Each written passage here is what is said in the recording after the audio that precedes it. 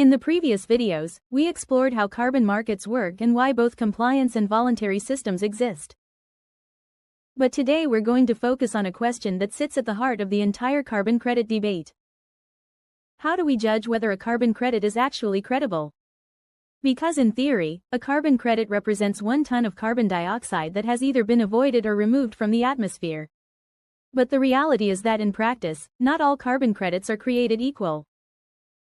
Some represent genuine climate impact. Others exist largely on paper. And the difference between the two comes down to a few very important principles. Before we go further, remember why credibility matters. Carbon credits only work if they're truly trusted. A lot of times, companies rely on low-quality projects to determine climate progress. And when that happens, the entire system ends up losing the trust factor. Investors become skeptical and policymakers lose confidence. And public perception shifts toward believing carbon markets are simply a form of greenwashing. When carbon credits are built with strong integrity, they become more than numbers on a page. They unlock real climate action by channeling support to projects that would never exist otherwise, and then they turn promises into impact and trust into transformation. Which is why the real discussion in carbon markets today is not about whether carbon credits should exist. It is about how they earn trust, how they prove impact, and how they shape the future of climate action. But above everything else, it's about how to ensure their credibility factor. Carbon markets rely on different types of tests to prove impact. And the first is the additionality test, which asks if a project truly happens only because of carbon credit support. Additionality asks a simple question.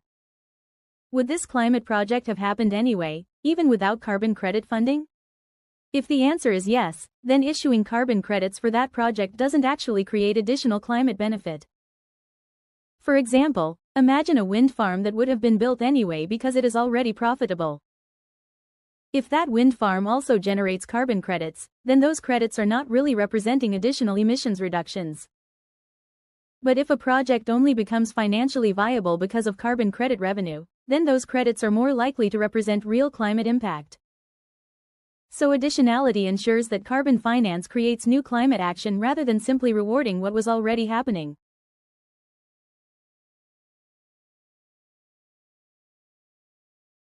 The second test is permeance test, which checks if carbon reductions will last or vanish over time. Some climate projects remove carbon from the atmosphere for extremely long periods of time. Others store carbon temporarily. Take reforestation projects as an example. When new trees are planted, they begin to absorb carbon dioxide from the atmosphere. But if those forests are later destroyed by fire, disease, or deforestation, the carbon they had stored is released back into the atmosphere, hereby erasing years of effort and showing how fragile climate gains can be when nature is disrupted. This creates a challenge, one that tests our ability to keep carbon truly locked away. How do we ensure that carbon removal remains durable over time? Many carbon standards address this by requiring buffer pools, long monitoring periods, and risk management strategies. But permeance test remains one of the most complex questions in carbon credits.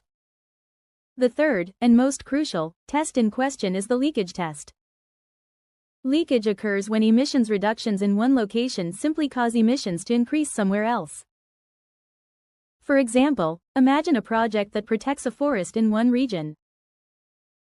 If logging activity simply moves to another forest nearby, then the overall climate benefit becomes smaller. In other words, the emissions have not truly been reduced. They have just been shifted geographically. High-quality carbon projects attempt to measure and minimize leakage so that the climate benefit is genuine. The fourth and an important test is the verification and standards test. Carbon markets rely on third-party partner verification to ensure credibility and trust. Independent auditors carefully review project data, monitoring reports, and applied methodologies. Their role is to confirm that emissions reductions are calculated correctly, adding credibility and trust to the entire carbon market system. These projects must also follow process standardization, clear standards that define how emissions reductions are measured and verified, ensuring consistency and credibility across carbon markets. Registries track issued credits and ensure they are not double counted. Without these systems, carbon markets would lack transparency and accountability. However, even with verification, the quality of projects can still vary. Which is why standards and governance structures continue to evolve. One of the most critical challenges to carbon credit credibility is the risk of double counting, when the same credit is claimed by more than one entity, undermining the integrity of climate action efforts. A carbon credit should only be used once, never double counted. If the same emissions reduction is claimed by multiple parties, for example a company and a country, then the climate benefit becomes exaggerated. Registries and tracking systems exist specifically to prevent this. Once a credit is used, it must be retired, meaning it can no longer be traded or claimed again. This ensures that each credit corresponds to only one claim of emissions reduction. In every debate, one truth stands tall: quality always outweighs quantity. One of the biggest misconceptions in carbon markets is the focus on volume. Companies often talk about how many carbon credits they have purchased. But the number of credits alone tells us very little about their environmental impact. A small number of high-quality credits can have far greater climate value than a large number of weak ones. Which is why credibility depends on evaluating projects carefully rather than simply counting credits. The goal of carbon markets should never be to maximize credits. It should be to maximize real climate impact. Now comes the bigger picture. Carbon credits are just one piece of the puzzle. The green transition demands broader tools and systemic change. They can help finance projects that reduce or remove emissions, but they are not a substitute for reducing emissions at the source. The most credible climate strategies treat carbon credits as a complement to decarbonization, not an alternative to it.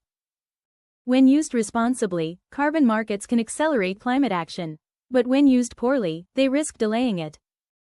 As we wrap up, remember, understanding carbon credit credibility helps us move beyond headlines and simple narratives, toward a clearer, more informed green transition. Because the future of carbon markets will depend not on the number of credits issued, but on the integrity of the system behind them. The more we understand these principles, the better equipped we are to evaluate climate claims and contribute to meaningful climate solutions. In the next video, we'll take a closer look at the different types of carbon credit projects, from nature-based solutions to technological carbon removal. Because the type of project behind a carbon credit often tells us a lot about its potential environmental impact. Thanks for watching, and stay tuned, because next we'll explore how carbon projects shape real environmental impact.